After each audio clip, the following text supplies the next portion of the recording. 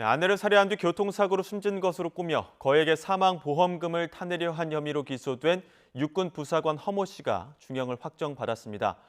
앞서 1심과 2심 법원 모두 직접 증거는 없다면서도 허 씨의 살인 혐의 등을 유죄로 판단했는데 대법원 결론도 같았습니다. 취재기자 연결합니다. 김태원 기자.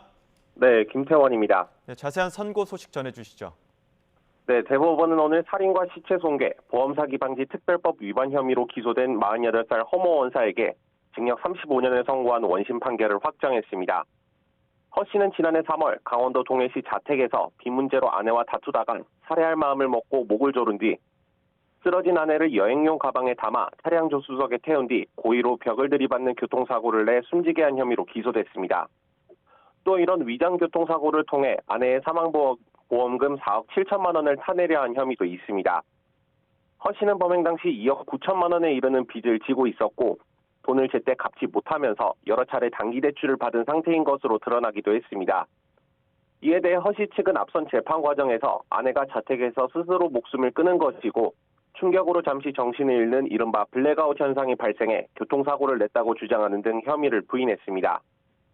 하지만 1심과 2심 법원은 살해의 고의를 밝혀낼 직접 증거는 없다면서도 허 씨가 아내를 살해할 목적으로 목을 졸라 쓰러지게 한 사실이 증명됐다고 봤습니다.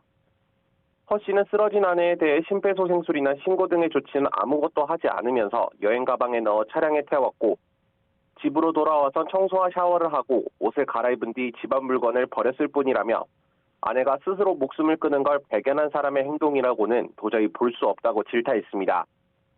오히려 허 씨와 아내가 당시 입었던 옷을 쓰레기 봉투에 담아 버리는 등 살인범행을 은폐하려는 행동으로 보기 충분하다며 1심과 2심 법원 모두 징역 35년을 선고했습니다. 대법원도 이 같은 원심 판결에 사실 오인이나 법리 오해가 없다고 판단했습니다.